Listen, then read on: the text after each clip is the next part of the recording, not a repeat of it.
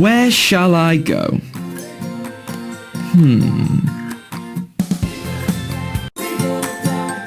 Hello.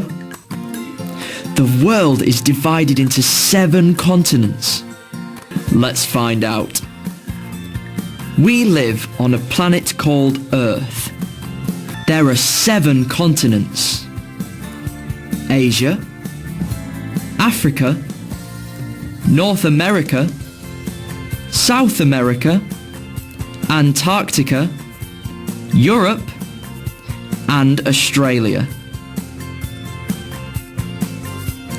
Asia is the biggest continent.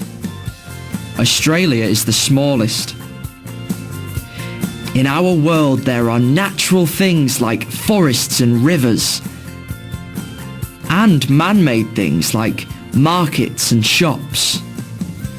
In North America, one of the most beautiful natural things is the Grand Canyon. In Africa, you can see the amazing Victoria Falls. And in Australia, you can visit the Great Barrier Reef.